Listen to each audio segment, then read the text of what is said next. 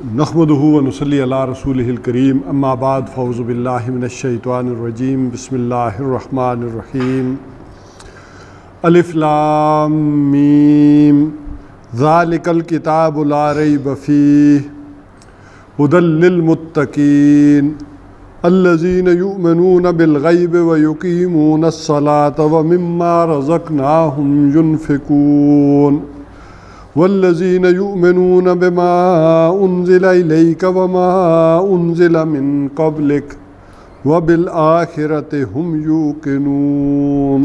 सदक़ल्लाहुल अज़ीम। Rabbi इश्रह ली सदरी व यस्सिर ली अमरी वहलुल उक़दतम मिन लिसानी यफ़क़हू क़ौली आमीन या रब्बल आलमीन।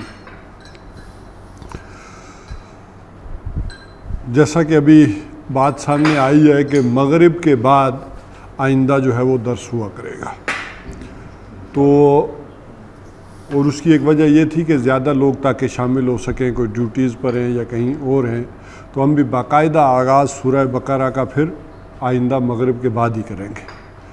तो इस वक्त फिर उसके मुतल्लिक़ चंद तमहीदी जो है अमूर उनको ज़ेर बहस ले आते हैं।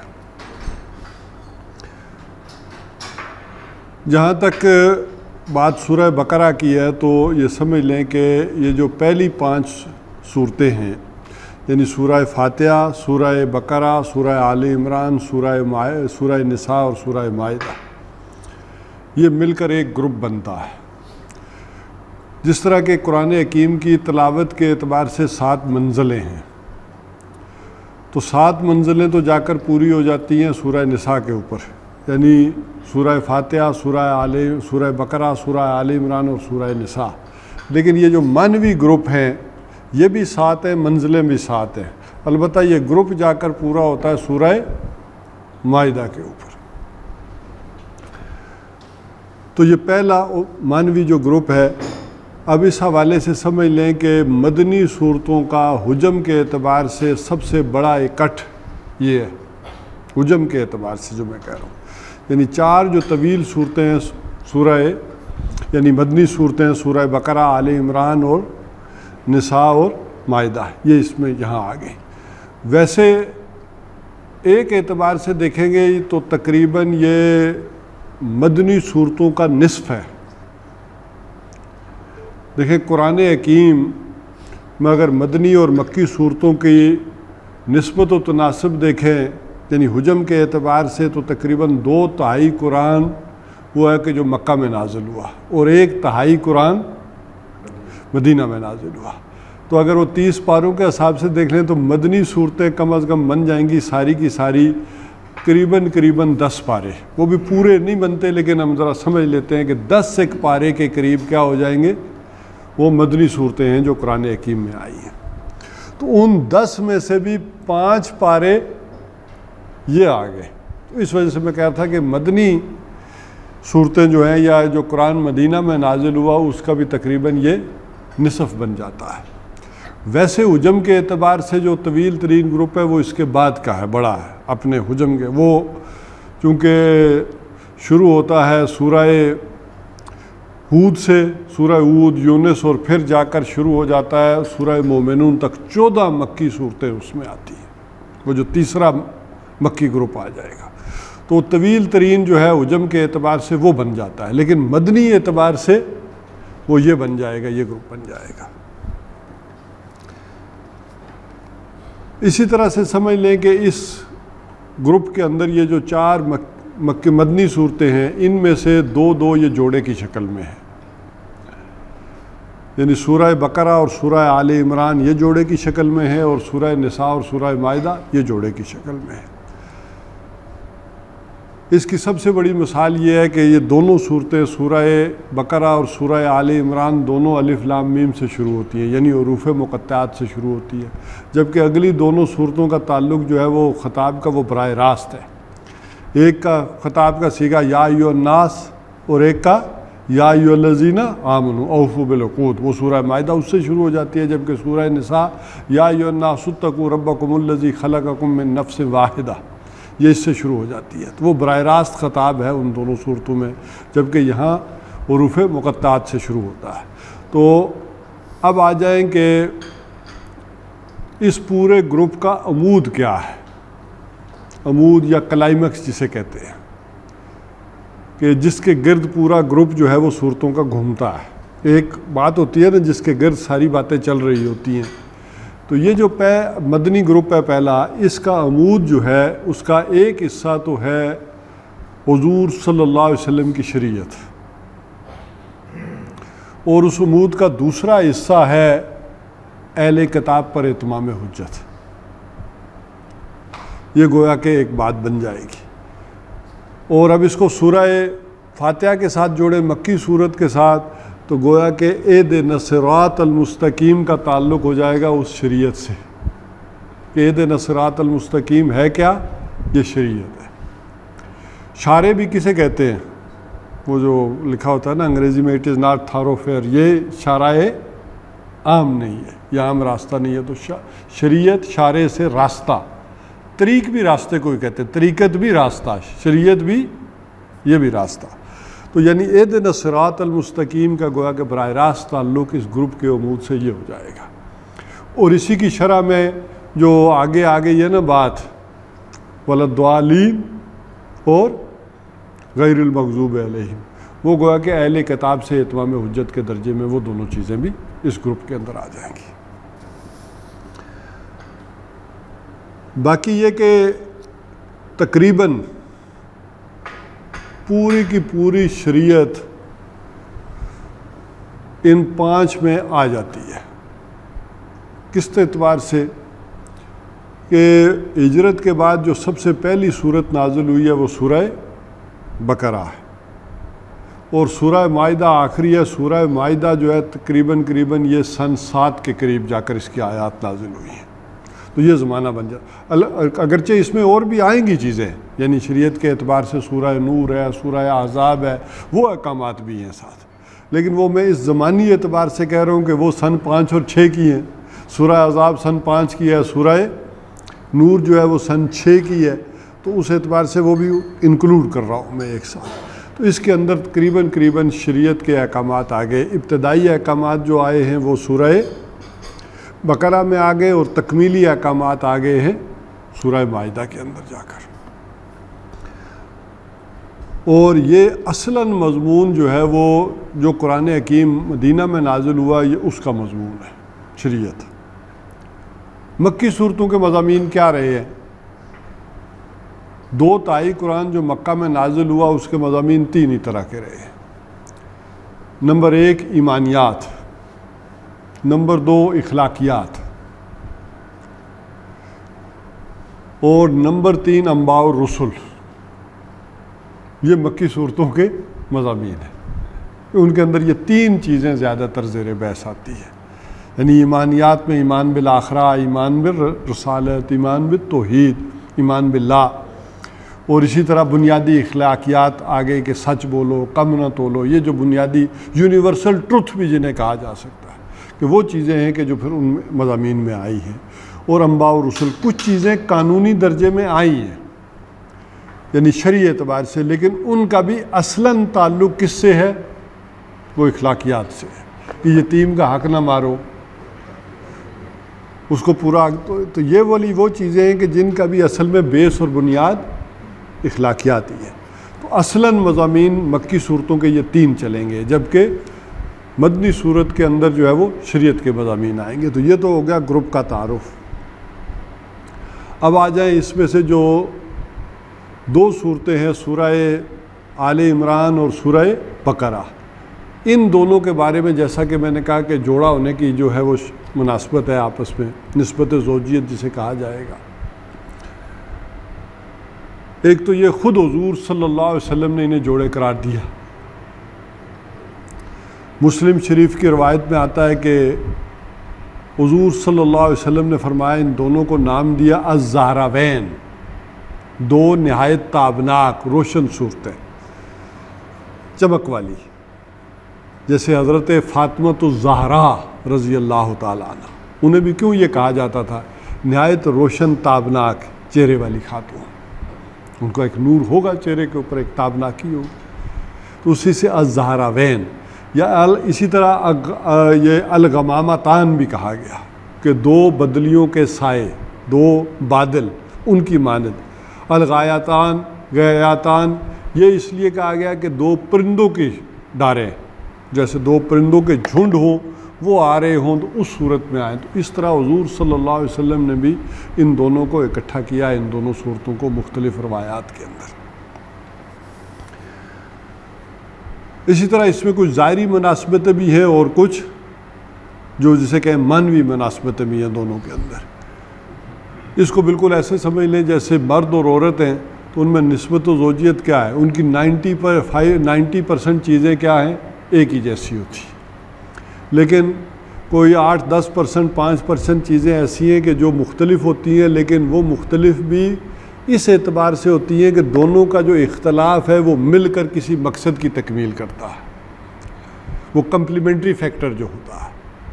तो इस तरह से वो निस्बत ज़ौजियत और पुख्ता हो जाती है कि ये चीज़ें तो कामन है और ये जो इख्तलाफ वाली हैं वो दोनों मिलकर जो है वो कोई मकसद पूरा कर रही होती है। तो इसी तरह इनकी ज़ाहिरी मुनासिबत देखेंगे तो जैसे मैंने कहा कि दोनों का जो है वो आगाज़ हो रहा है हरूफ़ मुक़त्तात से, अलिफ लाम मीम से। दोनों के इख्तिताम पर अजीम तरीन दुआएँ आई हैं। जैसे सूरह बकरा के आखिर में देखें तो रब्बना ला तुआखिज़ना इन नसीना व अख्ताना, और उसके आखिर में फिर आ जाता है कि फंसुरना अलल कौमिल काफिरीन। ये सारी जो है पूरी एक आयत के अंदर ये कई दुआएं आ गई। इसी तरह सूरह आले इमरान के आखिर में भी सुबहानक रब्बना मा आज़ा ब सुबहाना रब्बना इन्नना समेना मुनादी युनादी लिल ईमान अना आमिनू बिरब्बिकुम फामन्ना रब्बना फग़फिर लना ज़ुनूबना व कफ़िर अन्ना सय्यातिना व तवफ़्फ़ना मअल अबरार। तो ये वो दुआओं का लड़ी वहाँ भी आखिर में चलती है। इसी तरह दोनों के शुरू में अज़मत कुरान का बयान सूरह आले इमरान के आगाज़ में भी और सूरह बकरा के आगाज़ में भी है। इसी तरह मानवी निस्बतों के एतबार से देखेंगे तो वो भी 3-4 अगर देख लें सामने तो वो ये हो जाएंगी कि एक, सूरह बकरा में ईमान पर जोर दिया गया है जबकि सूरह आले इमरान में इस्लाम पर जोर दिया गया। तो ये वो कम्प्लीमेंट्री फैक्टर आ गए। अगर चाहिए एक एतबार से तो एक ही चीज़ है इस्लाम और ईमान, जिसे हम यूँ कहते हैं कि हर आदमी मुस्लिम तो है जिसने कलमा पढ़ा, मोमिन नहीं है, लेकिन हर मुस्लिम मोमिन तो नहीं है, लेकिन हर मोमिन मुस्लिम है, लाजमन है।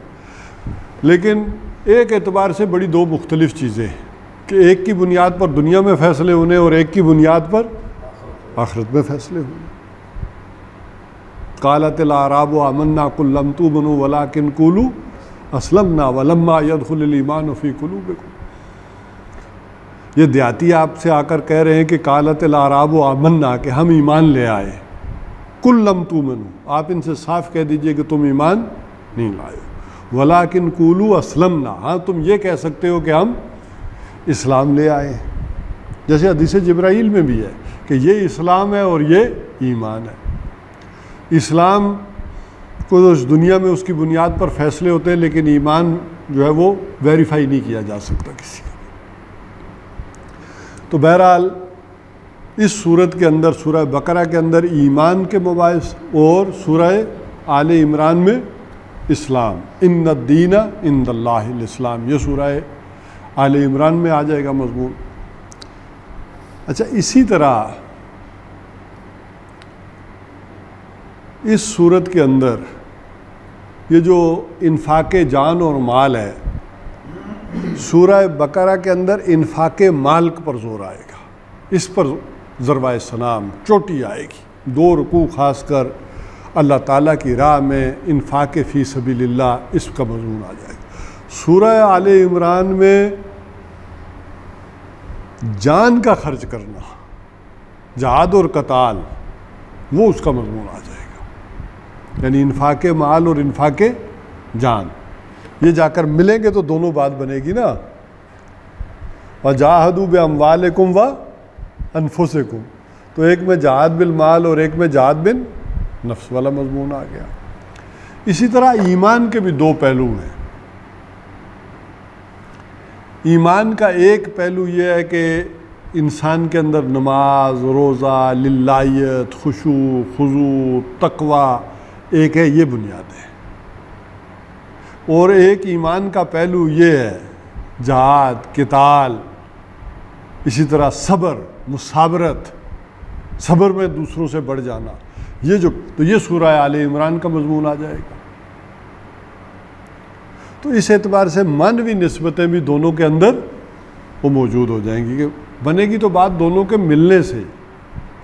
जैसे सूरह अनफाल में उस एक ही सूरत के अंदर ये सारा मजमून आ गया, वहाँ ईमान की एक तारीफ़ जो है वो दूसरी आयत के अंदर आ गई। सूरह अनफाल की दूसरी आयत के अंदर ईमान की कि मोमिन तो वो बस वो हैं कि जब उनके सामने अल्लाह का ज़िक्र किया जाए तो उनके दिल दहल जाए, उनके दिल लरज़ जाए, और वो नमाज कायम करने वाले हैं, ज़कात देने वाले हैं, ये सारा मामला आ गया। और जब उसी के आखिर में, वहाँ से आखिरी से पहली आयत, यहाँ पहली से दूसरी, वहाँ कह दिया गया कि मोमिन तो बस वो है कि जिन्होंने अल्लाह की राह में जिहाद किया, हिजरत की, और वह नसरू हो, और मदद की और पनाह दी, वाह व नसरू, तो वो उसका दूसरा पहलू है, अमल पहलू वहाँ आ गया कि यानी गोया मोमिन की शख्सियत के ये जो दो पहलू हैं वो एक जगह और एक दूसरी जगह आ गया। गोया इसके अंदर है मोमिन की शख्सियत, एक बंदा है मोमिन की।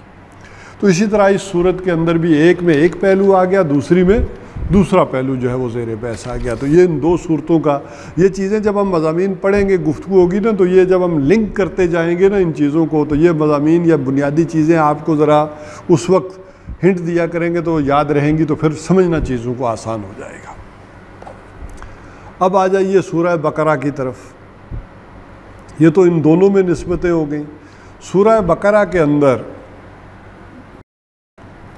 40 रुकू हैं और 286 आयात हैं। और ये जैसा कि मैंने कहा कि सूरह बकरा हिजरत के बाद से लेकर ग़ज़वा बदर से पहले तक, मुत्तसिलन कबल तक ये सारी सूरत नाजिल हुई। एक सूरत दरमियान में और नाजिल हुई है साथ ही, कि जैसे सूरह मुहम्मद या सूरह क़िताल कहा जाता है, वो भी ग़ज़वा बदर से बस जस्ट पहले नाजिल हुई है। वो उसकी अलग वजह है कि उसमें क़िताल फ़ी सबीलिल्लाह का फिर जो है वो ऑर्डर किया गया है। तो अच्छा, ये नहीं है कि ये सूरत जो है वो एक ही बार नाजिल हुई है, ये नहीं है। ये मुख्तलिफ़ मौक़ों पर मुख्तलिफ़ छोटे छोटे जो है वो टुकड़ों के अंदर, जिन्हें आयात कहेंगे, चंक्स कहेंगे, वो उनमें ये सूरत नाजिल होती रही है। और हुज़ूर सल्लल्लाहु अलैहि वसल्लम हुक्म देते थे कि इन आयात को फ़लाँ आयात के बाद या उन आयात के आगे जाकर दर्ज कर दो। तो हुज़ूर सल्लल्लाहु अलैहि वसल्लम के हुक्म के मुताबिक फिर ये आयात इसकी दर्ज होती रहती थी। तो यूँ सूरह बकरा का अक्सर हिस्सा जो है वो हिजरत से के बाद से लेकर ग़ज़वा बदर तक जो है वो ये ज़माना नज़ूल है। अलबत्ता कुछ न कुछ इस्तस्नात बीच में हैं। जैसे इसकी आखिरी 2 आयात के बारे में ये कहा जाता है कि ये तो सन 1090 में मेराज के मौके पर अल्लाह ताला ने तोहफ़े पर दी। इसी तरह इसकी वो आयत सूद के मुतल्लिक़ कहा जाता है कि ये तो ख़ासकर सन 9 में जाकर जो सूद की हुर्मत है, परमानेंट हुर्मत आई है, वहाँ उस मौके पर नाज़िल हुई। तो इस तरह की कोई इस्तस्नात तो हो सकती हैं, लेकिन अक्सर व बेशतर सूरत ये हिजरत के बाद से लेकर और ग़ज़वा बदर से पहले तक नाज़िल हुई है। और ये पहली मदनी सूरत है कि जो हुज़ूर सल्लल्लाहु अलैहि वसल्लम पर नाज़िल हुई। और जैसे कि मैंने कहा कि बाद में सूरह मुहम्मद या सूरह क़िताल भी साथ नाज़िल हुई है। अब जैसा कि मैंने अर्ज़ किया कि इस सूरत की अज़मत के बारे में समझ लें। जैसे सूरह बकरा की अज़मत हमने बयान की थी, तो तिरमिज़ी शरीफ की 2 रवायात हैं, बल्कि अबू हुरैरा रज़ी अल्लाह ताला अन्हु से भी हैं, और उन दोनों यानी दोनों सूरतों के मुतल्लिक़ भी हैं, अलहदा भी है। एक तो इस सूरत के बारे में ये कहा गया कि हुज़ूर सल्लल्लाहु अलैहि वसल्लम ने फरमाया कुल्लु शैइन सनाम व सनामुल कुरान सूरतुल बकरा। हर शय की एक चोटी होती है, जैसे ऊँट की चोटी, ऊँट का कोहान होता है जो दरमियान में उसके उबार सा है, जैसे ऊँट की चोटी वो होती है, तो हर शय की कोई ना कोई चोटी होती है, जिसे इंग्लिश में हम कहते हैं क्लाइमैक्स, उसका अमूद। तो सूरह बकरा के बारे में हुजूर सल्लल्लाहु अलैहि वसल्लम फरमाया ये कुरान का अमूद है, चोटी है ये सूरत। और फरमाया कि इसके अंदर वो आयत है कि जो सारी आयतों की सरदार है, आयतुल कुर्सी है, जो कुरान हकीम की सारी आयतों की सरदार है। बल्कि उसके बारे में वो हुजूर सल्लल्लाहु अलैहि वसल्लम ने वही निस्बत कायम की जो सूरह इखलास के बारे में है, कि कहा कि सूरह इखलास क्या है, सुल्से कुरान है। यानी कोई तो आदमी 3 दफ़ा सूरह इखलास पढ़े तो गोया उसने पूरे कुरान हकीम को पढ़ा। तो इसी तरह आयतुल कुर्सी के बारे में आता है, ये रुबे कुरान है, वो सुल्स है, ये रुबे है कि ये 4 मरतबा अगर आयतुल कुर्सी को भी पढ़ता है तो गोया उसने सारे कुरान हकीम को पढ़ा। तो इसमें वो आयत भी है जो सब आयात की सरदार है सूरह बकरा के बारे में। और दूसरी रवायत में बयान किया कि जो लोग या जिस घर में सूरतुल बकरा पढ़ी जाती है वहाँ शैतान दाखिल नहीं हो सकता, ये रवायत भी आई है कि सूरह बकरा की तलावत जिन घरों में होगी तो है। अच्छा, इस तरह दोनों सूरतों के बारे में जैसे मैंने कहा कि वो रवायात जो आई हैं तिरमिज़ी शरीफ में, मुस्लिम शरीफ में, वो ये भी हैं कि अल्लाह ताला जब हशर के मैदान में फ़ैसला करेंगे और हशर की जो गर्मी होगी तो उस वक्त अल्लाह ताला ले आएंगे कुरानों को भी और जो इनके साथ पढ़ने वाले हैं उनको भी। और वहाँ वजाहत कर दी कि पढ़ने के साथ जो अमल भी करते हो। तो उस और ख़ास कर आगे फरमाया कि वो लोग जो इन 2 सूरतों की ज़्यादा तलावत करते हों, सूरह बकरा और सूरह आले इमरान, तो उस वक्त 2 बदलियाँ या 2 परिंदों की झुंड जो है वो आएंगे और उन लोगों पर साया फगन हो जाएंगे कि जो इन दोनों सूरतों से मोहब्बत करते थे। तो ये है एक इसकी अज़मत के बारे में जो राय है जो हुज़ूर सल्लल्लाहु अलैहि वसल्लम ने दी। अब आ जाइए सूरत के मज़ामीन की तकसीम। तो सूरह बकरा के बारे में जैसे कि मैंने अर्ज़ किया कि 40 रुकूएँ और 286 आयात हैं। तो ये सूरत जो है वो निसफ़ैन में मुनक़सिम है, यानी इसका पहला हिस्सा और एक इसका दूसरा हिस्सा। पहले हिस्से में आयात जो है वो 152 है और दूसरे हिस्से में आयात 134 है, तब 286 बनेंगे, 152 और 134। लेकिन ये आपको लगेगा कि आधा आधा नहीं है, लेकिन इसको रुकू ने जाकर फिर तकरीबन इसके रेसिप्रोकल निस्बत कायम कर दी कि सूरह बकरा का जो पहले हिस्सा है आयात 152 है लेकिन रुकू 18 है। आयात तो ज़्यादा हैं लेकिन रुकू 18 है, जबकि दूसरे हिस्से में आयात थोड़ी है लेकिन रुकू ज़्यादा है, रुकू 22 है। ये एक तकसीम भी बन जाती है। अच्छा, इसी तरह जो पहला हिस्सा है 18 रुकू हैं, उनकी तकसीम को फिर समझ लें। 18 रुकूओं में से इसकी तकसीम ये है कि पहले 4 रुकू, दरमियानी 10 रुकू और फिर 4 रुकू। ये एक मज़ामीन की तकसीम चलेगी। जबकि दूसरे जो 22 रुकू हैं उनकी एक अपनी तकसीम है। पहले जो 10 रुकू हैं उनमें से समझ लें कि पहले 4 रुकू वो तमहीदी हैं,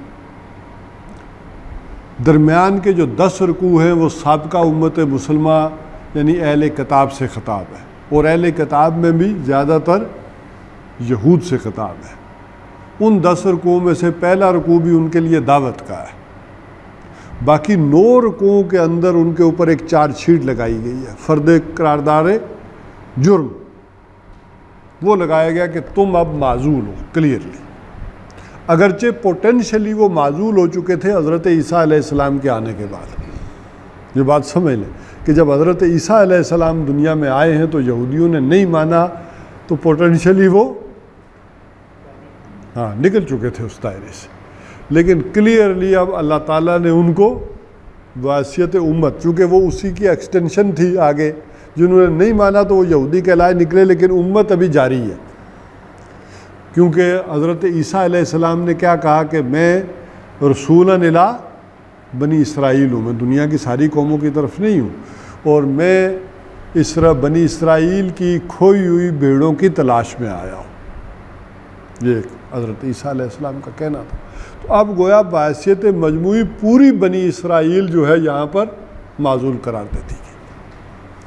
और फिर अगले 4 रुकू तहवीली हैं जिनके अंदर हज़रत इब्राहीम अलैहिस्सलाम से बात शुरू की गई कि हज़रत इब्राहीम अलैहिस्सलाम ही ने असल में काबे की तामीर की और अपनी एक नस्ल को लाकर यहाँ आबाद किया। एक नस्ल वो थी कि जो इस वक्त तक 1400 बरस तक जो है वो चलती चली आ रही थी, बल्कि हुजूर सल्लल्लाहु अलैहि वसल्लम के आने तक तो उनको 2000 बरस हो गए थे। यानी हज़रत ईसा अलैहिस्सलाम से 1300-1400 बरस पहले हज़रत मूसा अलैहिस्सलाम आए हैं, तो रात जो है वो नाजिल हुई है। और ख़ुद हुजूर सल्लल्लाहु अलैहि वसल्लम के आने पर जो है तकरीबन 571-600 बरस हुए हैं ज़हूर नबूवत तक। तो 600 वो, 1400 वो, 2000 बरस होने को आ गए थे। तो या 2000 बरस तक तो तुम इस मकाम पर फायज़ थे, अब तुम माजूल और तुम्हारी जगह एक नई उम्मत हम खड़ी कर रहे हैं, और वो असल में कोई दूर नहीं है, वो इब्राहीम अलैहिस्सलाम ही की नस्ल की दूसरी शाख है जो चल रही है। लिहाजा कामन फैक्टर हज़रत इब्राहीम अलैहिस्सलाम को जो है वो बनाया गया। उसके बाद फिर 18 रकू जो हैं वो मौजूदा उम्मत मुसलमान से खिताब आया है मुसलसल। अब ये जो मज़ामीन की तकसीम है इसको समझ लें कि दूसरे जो 18 रकू हैं या 22 रकू हैं, 18 तो पहले आगे 22 रकू हैं, उनके मज़ामीन क्या है। उनके 4 मज़ामीन हैं जो मुसलसल चल रहे हैं। बज़ाहिर आप देखेंगे तो मज़ामीन जो है वो टुकड़ों की सूरत में नज़र आएंगे, तसलसल नहीं नज़र आएगा। कभी एक बात हो रही है, कभी दूसरी बात हो रही है, कभी तीसरी, कभी चौथी, सिलसिला यूँ चलेगा। यानी 4 मज़ामीन कौन से हैं?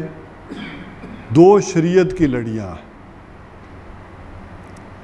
एक इबादात और एक मामलात, ये शुरू हो जाएंगे। इबादात के अंदर कभी नमाज के मसाइल आ जाएंगे, कभी रोज़े के, कभी हज के, कभी ज़कात के, ये चल रहा है एक मज़मून। और दूसरा मामलात इंसानी, ये वरासत है, ये लोगों के हुकूक़ हैं। इसी तरह से ये आया तो दैन जो सूरत के आखिर में आई है, ये कर्ज़ के लेन देन के हुकूक़ हैं, ये कर्ज़ इस तरह लिया दिया जाए। तो ये एक दूसरी लड़ी कारोबार की, तजारत की, मामलात की, सूद की आयात जो आ रही है, तो ये चल पड़ेगी। और 2 लड़ियाँ मज़ामीन की चलेंगी, जहाद बिल माल और जहाद बिन नफ्स। ये 2 लड़ियाँ वो और 2 लड़ियाँ शरीयत की, जिसको मैं कह रहा था कि इबादात और मामलात, और 2 लड़ियाँ जहाद की चलेंगी। तो ये चारों मज़ामीन जो है वो चलते चले जाएंगे। लेकिन इनकी तरतीब यूँ समझ लें कि इन चारों को खोल दें। अगर तो आप इन 4 रस्सियाँ इससे समझ लें मिसाल से, तो इन चारों रस्सियों को ताव दे दें आपस में, तो आपको नज़र आएगा कि ये 4 रस्सियाँ अगर मुख्तलिफ़ रंग की थीं, काली, नीली, पीली, सुर्ख, तो जब आप इनको वट देंगे तो रंग आपको नज़र आएगा काला, पीला, लाल, सुर्ख और नीला। फिर आप देखेंगे तो फिर काला, पीला, नीला, सुर्ख, फिर काला, पीला, नीला, सुर्ख, इस तरह ये चलता रहेगा रंग मुख्तलिफ़ अंदाज में। लेकिन यही रस्सियाँ खोल दें तो पूरी एक जहाद की लड़ी, एक जो है वो शरीयत की लड़ी आ जाएगी। और उस लड़ी के अंदर फर्दर खोलेंगे तो एक जो है वो इबादात की, एक मामलात की आ जाएगी, और एक जहाद बिन नफ्स की और एक जहाद बिन माल की रस्सी। तो चारों रस्सियाँ हैं, वट देंगे तो ये मामला आ जाएगा। तो यूँ इन मज़ामीन को समझेंगे तो फिर आप ज़रा आपका जहन क्लियर होता चला जाएगा। अब आ जाइए पहली 4 जो रुकू हैं, या पहले 4 जो मज़ामीन हैं जो तमहीदी हैं, उनके बारे में समझ लें। पहले जो 4 रुकू हैं उनमें से भी जो पहले 2 रुकू हैं उनमें 3 तरह के लोगों का नक्शा खींचा गया। एक वो लोग हैं कि जो इस कुरान से हिदायत पा चुके हैं या पाएंगे, उनकी क्या खुसूसियात होगी। एक वो है कि जिनके ऊपर मोहर लगा दी गई है, वो अब इससे कोई इस्तिफादा नहीं कर सकते। और मोहर भी क्यों लगाई गई है, ज़रा सूरह बकरा को देखें कि ये कब नाजिल हो रही है। ये हुजूर सल्लल्लाहु अलैहि वसल्लम के आने के 13 बरस बाद 14 बरस हो गए हैं, यानी कम अज़ कम पूरे मक्का को 10 बरस हो गए हुजूर सल्लल्लाहु अलैहि वसल्लम की बातों को सुनते हुए, इस कुरान को सुनते हुए। लिहाजा अब उनकी सलाहियत जो है वो सल्ब कर ली गई है। अच्छा, ये अल्लाह ताला का एक कानून है कि आपको अल्लाह ताला ने एक सलाहियत दी है, आप जब वो सलाहियत इस्तेमाल नहीं करते तो वो सलाहियत फिर अल्लाह ताला छीन लेते हैं। आप हाथ को कोई बाजू किसी का फ्रैक्चर हो जाए तो बांधे रखें महीना 2 महीने, तो जब खोलते हैं तो उसको आदत नहीं रहती मूवमेंट की। ये शोल्डर जाम हो जाता है तो ये एक्सरसाइज ही कराते हैं ना कि आपने कई अरसा हाथ ऊपर ही नहीं किया, तो इसके अंदर मूवमेंट की सलाहियत वो ख़त्म हुई है। उसके अंदर लुब्रिकेंट जो था वो मूव ही नहीं होता, वो ख़त्म ही हो गया। तो इसी तरह अल्लाह ताला ने हर इंसान के अंदर हक़ को पहचानने की एक सलाहियत रखी है। जब वो उसको दबाता रहता है तो अल्लाह ताला भी फिर उसके ऊपर मोहर लगा देते हैं। तो एक ये लोग हैं, और तीसरे वो लोग हैं कि जो बैन चल रहे हैं, वो ना इधर है ना उधर है, और उनके बारे में ज़्यादा कन्फ्यूजन हो सकती थी, लिहाजा उनका तफसीलन 2 रुकों में ज़िक्र किया कि ये ऐसे लोग हैं कि ये इनका दावा ये है कि हम मोमिन हैं। वमिनन नास मन यकूलु आमन्ना बिल्लाहि व बिल यौमिल आखिर व मा हुम बिमुमिनीन। अब देखें, लोगों में से ऐसे भी हैं जो कहते हैं कि हम ईमान लाए अल्लाह पर भी और आखिरत पर भी, लेकिन वो मोमिन नहीं है। ये मगालता जो है दुनिया में पैदा हो जाता है, तो उनके बारे में क्लियर कर दिया गया कि ये ईमान वाले नहीं हैं। तो ये ज़्यादा तफसील से बात आ गई। तो इन 2 रुकों के अंदर नाम अलबत्ता किसी पार्टी का नहीं लिया गया कि ये मुनाफिक हैं, ये अहले ईमान हैं, ये काफिर हैं, ये फलाने हैं, बल्कि कहा ये 3 तरह के किरदार हैं और हमेशा 3 तरह के किरदार रहेंगे दुनिया में। तो हर कुरान पढ़ने वाला आगाज़ में देख ले कि उसके ऊपर किरदार कौन सा फिट आता है और किरदार होना कौन सा चाहिए। तो अभी लेबलिंग इस वजह से नहीं की गई कि हर आदमी जायज़ा लेकर अपने किरदार का तयन कर ले। अब इसके बाद 2 रुकों के अंदर जो बिल्कुल बेसिक बातें थी, जो गोया के यूं भी हम कह सकते हैं कि मक्का में जो कुरान नाजिल हुआ है उसकी जो बुनियादी तालीमात थी, उनका एक निचोड़ और ख़ुलासा जो है वो उन 2 रुकों में दे दिया गया। नंबर 1 रुकू के अंदर बता दिया गया कि तुम्हारी हैसियत क्या है इस कायनात के अंदर, तुम हो कौन, इस मकाम का तयन कर लो। वह इज़ क़ाल रब्बुका लिल मलाइकति इन्नी जाइलुन फिल अर्दि खलीफा। मुश्किल तरीन मकाम और बात यह आ गई कि ये तयन कर दिया गया कि तुम हो कौन, ये फैसला हो जाए तुम्हारा मकाम क्या है। तुम निरे हैवान नहीं हो जैसे दुनिया के बाकी चीज़ें जो है वो ज़िंदगी गुजार रही हैं और जबिल्लतों के तहत गुजार रही हैं, तुम वो नहीं हो। तुम गोया के पूरी कायनात पर नज़र दौड़ाओगे, बाकी चीज़ों को देखोगे तो शायद समझोगे कि हमारा मकसद ज़िंदगी भी ऐसा ही है, हमने ऐसे ही रहना है, ऐसे ही खाना पीना है, यही ज़िंदगी गुजारनी है। तो ये मामला नहीं है, तुम्हारे और इनमें बेसिक डिफरेंस है। और दूसरी रुकू के अंदर, अच्छा इसी रुकू के अंदर दूसरी बात ये कही कि इल्म की हकीकत को वाज़े किया गया कि इल्म 2 तरह के हैं, एक ये एक्वायर्ड नॉलेज है और एक रिवील्ड नॉलेज है। तो 2 इल्मों को अलहदा से समझ के रखना, दोनों की सोर्सेस अल्लाह की तरफ से है। एक एक्वायर्ड नॉलेज यानी दुनियावी इल्म है, जिसे कुरान ने इल्मुल अस्मा कहा, इल्मुल हुदा, इहदिना सिरातल मुस्तकीम कहेंगे तो एक ये दूसरा इल्म आ जाएगा। तो एक दुनियावी इल्म या एक जिसे हम दीनी इल्म कहते हैं। तो ये 2 बड़े इल्म के खाते हैं कि जो बता दिए गए, और इनका अपना अपना दायरा कार है। जैसे ईमानी अकायक हैं, तो ईमानी अकायक वो अकायक हैं कि जो तुम्हारे इस दुनियावी इल्म के पैमानों से नहीं नापे जा सकते। इस दुनियावी इल्म के पैमाने क्या हैं? देखकर इंसान को फैसला करता है, सुनकर कोई करता है, यही है ना, कोई छू कर करता है। इसी तरह के अंदाजे हैं कि या इसके ऊपर कुछ न कुछ इमेजिनेशन कायम कर लेता है। बाकी दुनिया में जितनी भी तरक्की हो जाए, इन्हीं सोर्सेज की तरक्की है। आपने टेलीस्कोप ईजाद कर ली तो क्या हुआ, देखने की सलाहियत बढ़ा ली ना, सैयारे देखने लग गए। या माइक्रोस्कोप ईजाद कर ली तो वो इनविजिबल पार्ट भी तो है, तो बुनियादी तौर पर देखने ही की बात है। इसी तरह कोई आप अब मोबाइल यूज़ कर रहे हैं तो क्या सुनने ही की सलाहियत है जो बड़ी है ना, कि अमेरिका में भी कोई शख्स बात कर रहा है तो आप सुन रहे हैं। तो बुनियादी तौर पर ये जो है सोर्सेज दुनियावी इल्म के मुतल्लिक है, ये एक्वायर्ड नॉलेज है। एक है रिवील्ड नॉलेज कहा, और उसका सोर्स ये कल्ब है, दिल है, वो यहां पर नाजिल हुआ है। तो ये दो बिल्कुल अलग-अलग इल्म है कि जो उसके अंदर बता दिए गए। और वहाँ कहा कि अल्लाह ताला ने इंसान को अपना नायब ही नहीं बनाया बल्कि उसे क्या किया है, इल्म से भी नवाजा, इन दोनों उलूम से उसे बराबर किया है। और फरिश्तों को भी बताया कि तुम सिर्फ ये देख रहे हो कि मैं इसे पावर दे रहा हूँ, मैं इसे पावर के साथ साथ नॉलेज भी दे रहा हूँ।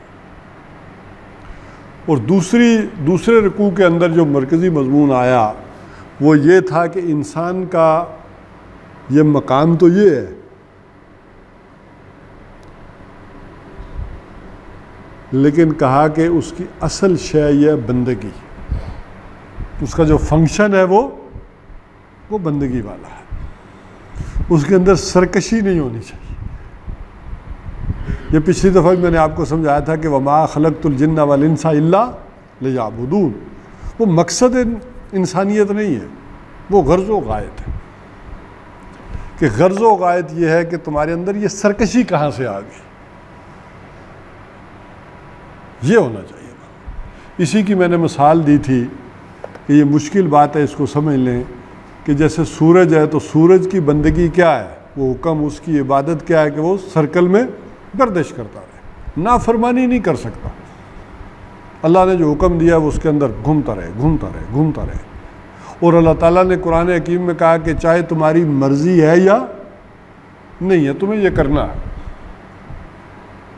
इस सारे सिस्टम को। लेकिन सूरज का मकसद क्या है, कोई आपको रोशनी देना, कोई तमाजुद देना, गर्मी देना, ये उसका मकसद है।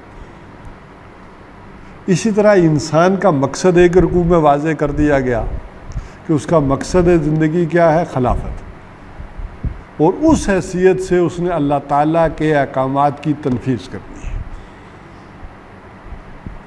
और ये तनफीज़ चाहे वो अपने ऊपर हो, दूसरों पर हो, इस पूरी ज़मीन पर हो, ये उसकी ज़िंदगी का मकसद आ गया। और इसके लिए लाइन ऑफ एक्शन इबादत है कि इसमें कोई सरताबी ना करे, इसमें कोई हुक्म अदूली ना करे, नाफरमानी ना करे, अपनी ज़ाती ज़िंदगी में भी ना करे और इज्तिमाई ज़िंदगी में भी ना करे। ये उसका फंक्शन करार पाया। और यही वजह थी, फिर मैंने कहा था कि इससे ऊपर और ऊपर चले जाएं, बिल्कुल बुलंद तरीन सतह पर भी चले जाएं, तो वो बात समझ में आती है कि अल्लाह ताला ने इन मखलूक़ात में से इंसान एक ऐसी मखलूक है कि जिसकी ये इबादत भी इसको खलीफा बनाने की वजह से ऑप्शनल करार दी है, इम्मा शाकिरम व इम्मा कफूरा। अब तुम्हारी मर्जी है, तुम इस फंक्शन के तहत चलते हो या नहीं चलते। तो बहरहाल ये चार मज़ामीन जो 4 रुकू के अंदर आए मैंने आपके सामने रख दिए कि पहले के अंदर 2 रुकू के अंदर 3 तरह के ग्रोह का तज़किरा आ गया, 3 तरह के करदार जो है वो पेश कर दिए गए कि हर पढ़ने वाला सोचे और देखे उस पर कौन सा करदार फिट आता है। और अगले जो 2 रुकू हैं, एक में इंसान के मकाम का तयन और इल्म की हकीकत को वाज़े कर दिया गया, उसकी अहमियत को वाज़े कर दिया। और दूसरे में कि इंसान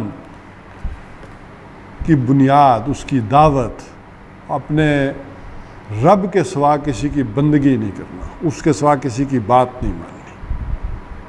ये है वो चीज़ कि वहाँ वाज़े कर दी गई उस चौथे रुकू के अंदर। तो ये है पहले 4 रुकू जिनका हमने मुताला करना है, जिनका एक तारुफ जो है वो मैंने आपके सामने रख दिया है।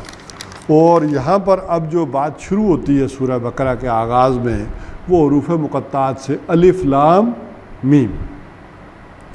अब ये जो अलिफ लाम मीम है हुरूफ़ मुक़त्तात हैं, इनको हुरूफ़ मुक़त्तात क्यों कहते हैं? ये हुरूफ़ मुक़त्तात इसलिए कहलाते हैं कि ये जुदा जुदा करके पढ़े जाते हैं।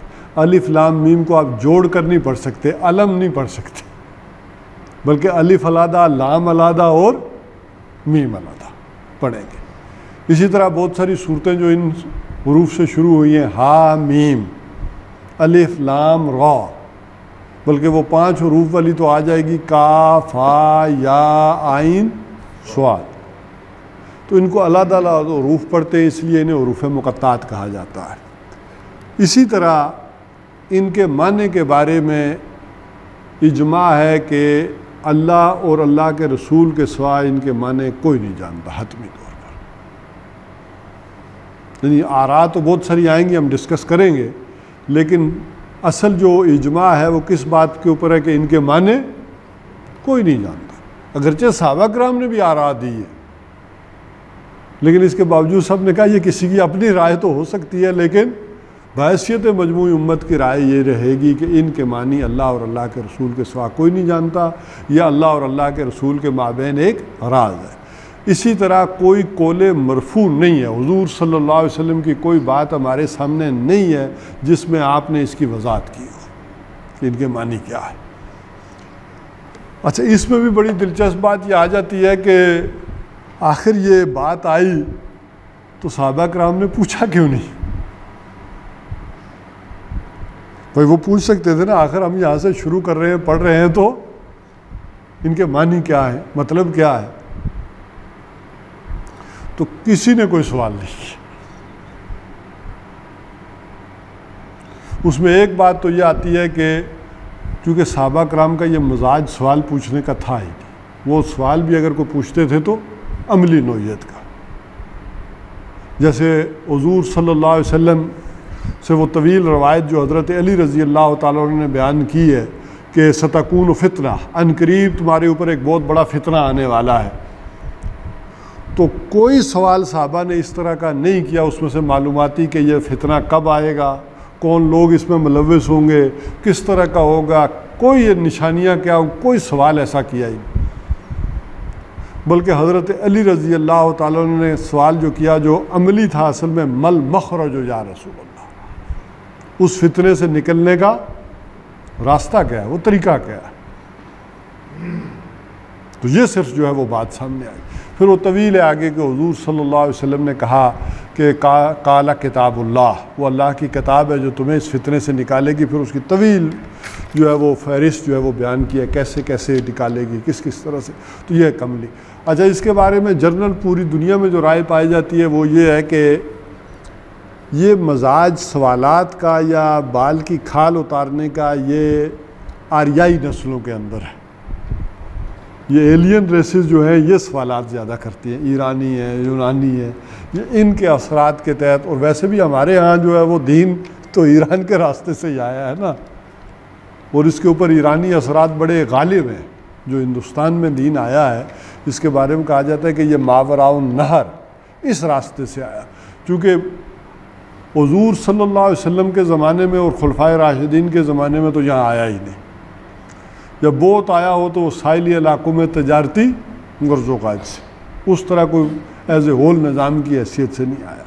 बनु उमैया के दौर में आया है और मोहम्मद इब्ने कासिम के ज़रिए आया, और वो भी फैलते फैलते सिर्फ हिंदुस्तान के सारे शुमाली इलाके तक रहा है और फिर वापस हो गया। और वो भी आपको मालूम है कि मोहम्मद इब्ने कासिम ने ज़्यादा से ज़्यादा 3-4 साल ही गुजारे हैं, फिर उसके बाद वो वापस हुई है, यहाँ ज़वाल आया है। और फिर जो इस्लाम ने यहाँ जड़ें पकड़ी हैं और निज़ाम की हैसियत से पूरे तरीके पर आया है, वो तो आया है जाकर शहाबुद्दीन गौरी के बाद।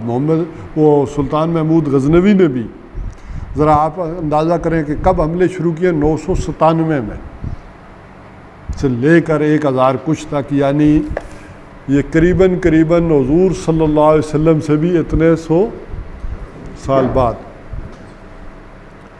और उसके मोहम्मद इब्ने कासिम से भी फिर तकरीबन 200 साल लगा ले शहाबुद्दीन गौरी का एरिया जो बनता है। और आखिर में उसने जो यहाँ पर अपने ग़ुलाम को एज ए हुक्मरानी के तौर पर छोड़ा है, तो वो 1206 में पहली मरतबा जो बाकायदा हुकूमत कायम हुई है वो 1206 में कायम हुई है, ख़ानदान ग़ुलामा कुतुबुद्दीन ऐबक। और मुगलिया तो आए हैं फिर 1526 में, लेकिन ये सारे इसी रास्ते से आए। बहरहाल ये बात तो वो बिल्कुल ही दूसरी साइड पे निकल गई। मैं अर्ज़ कर रहा था कि ये आर्याई नस्लों का मजाज है सवालात करना। जो सेमेटिक रेसिस थी, सामी नस्ल लोग थे, वो ज़्यादातर सवालात जो है वो नहीं करते, वो ज़्यादातर अमल पर जोर देते हैं। जो उन कौमों का मजाज नहीं है उसमें। अब तो खैर वो कौमें भी मिक्स हो गई हैं बहुत ज़्यादा, लेकिन ये मजाज दोनों कौमों के अंदर ये बड़ा फ़र्क रहा है, एक में सवालात का रहा है, एक में सवालात का नहीं रहा। तो बहरहाल किसी ने सवाल नहीं किया। मुख्तसर बात ये करने वाली है कि किसी ने कोई सवाल नहीं किया सहाबा में से कि आखिर इसका मतलब क्या है। तो इजमा है इस पर कि इसके मानी अल्लाह और अल्लाह के रसूल ही बेहतर जानते हैं। अच्छा, तीसरी बात इसके हवाले से कि मालूम ये होता है कि ये अरबों का कोई उसलूब था, कलाम का, ज़ुबान का, अदब का कोई उसलूब था कि किसी ने सवाल क्यों नहीं पूछा। ज़ाहिर है कोई उन्हें ज़्यादा अजनबी चीज़ नहीं लगी। अगर कोई उनके उसलूब कलाम से कोई बिल्कुल अजनबी सी बात होती तो वो सवालात करते। तो मालूम होता है कि ये उसलूब उनके यहाँ कलाम के अंदर इस्तेमाल होता रहता था। इस वजह से उन्हें बिल्कुल ही कोई इससे नामानूसियत और अजनबियत उन्होंने नहीं पाई, लिहाजा कोई इस तरह का सवाल उन्होंने नहीं किया। मसलन पंजाबी के अंदर आपको मालूम है कि ये उसलूब इस्तेमाल होता है। कैसे, ज़रा किसी को कोई शेर याद है इस उसलूब के साथ? जो इस तरह पंजाबी के अंदर इस उसलूब में जब बातें की जाती हैं, हाँ वाज वाज, ब्रिगेडियर मुमताज़ साहब मुझे याद आ गया कि अल्ले फल्ला चंबे दी बूटी मुर्शद मेरे मन विच लाई हूँ, जदों बूटी अंदर मुश्क मचाया जान फुलन नू आई, या मीम मेरे दोस्त। तो ये एक उसलूब जिस तरह पंजाबी में है, ये एक उसलूब शायद अरबों के कलाम में रहा हो। तो बहरहाल हरूफ मुक़त्तात के बारे में और भी कुछ चीज़ें हैं कि जो स्टैटिस्टिक्स के एतबार से बड़ी अहम है। बराह रास्त उनका कोई मजमून से ताल्लुक़ तो नहीं है, लेकिन यह है कि कौन कौन से इस्तेमाल हुए हैं, कौन से नहीं इस्तेमाल हुए। मिसाल के तौर पे इसमें नुक्ते वाला कोई हर्फ नहीं आता। इसी तरह से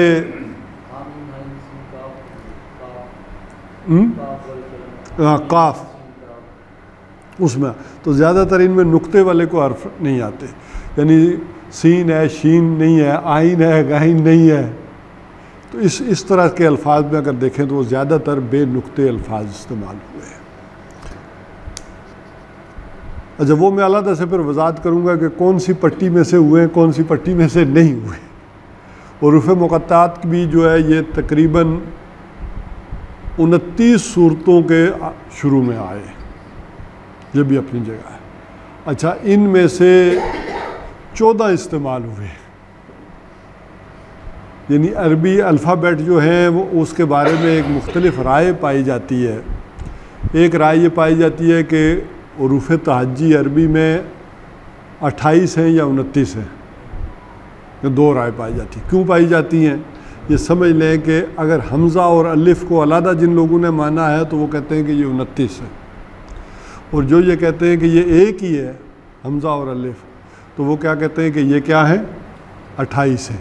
तो ये भी दोनों बातें पूरी हो जाती हैं। 29 के शुरू में आ गए और इस्तेमाल कितने हुए, 14। बहरहाल ये और इनकी स्टैटिस्टिक्स या इन हरूफ मुक़त्तात के बारे में चूँकि लंबा मजमून है, ये इंशाअल्लाह अज़ीज़ अगली दफ़ा फिर हम हरूफ मुक़त्तात से शुरू करेंगे। इसमें जैसे हज़रत अब्दुल्ला इब्न अब्बास रज़ी अल्लाह ताला अन्हु की बड़ी अहम राय है कि इसके मानी शायद ये है। किसी ने यह भी कहा कि शायद ये कोड वर्ड है। तो हज़रत अब्दुल्ला इब्न अब्बास रज़ी अल्लाह ताला अन्हु की राय ये है कि अलिफ लाम मीम से मुराद ये है कि अनल्लाहु आलमु। इसका मतलब क्या बनता है, अनल्लाहु आलमु, यानी अना का अलिफ ले लिया गया, अल्लाह का लाम ले लिया गया और आलमो का आखिरी लफ्ज़ ले लिया गया, यानी 3 वो अल्फाज बने ना। तो पहले लफ्ज़ का पहला लफ्ज़, दरमियान वाले का दरमियाना और आखिरी वाले का आखिरी ले लिया गया है कि अनल्लाहु आलमु, मैं अल्लाह जानता हूँ। तो ये अब्दुल्ला इब्न अब्बास जो पहले हिब्रुल उम्मा कहलाते हैं और पहले मुफस्सिर कुरान है, उनकी ये राय रही है कि इसके बारे में। लेकिन इसको भी सब ने नहीं माना, इस राय को भी। जैसे मैंने कहा कि ये राय अपनी अपनी रही है। तो मुख्तलिफ़ दिलचस्पी के एतबार से तो ये आ रही हैं, लेकिन इजमा इसी पर है कि इनके माने कोई नहीं जानता। तो इंशाअल्लाह अज़ीज़ अगली दफ़ा अलिफ लाम मीम से फिर सूरह बकरा का आगाज़ करेंगे। अक़ूलु क़ौली हाज़ा वस्तग़फ़िरुल्लाह ली व लकुम व लिसाइरिल मुस्लिमीन।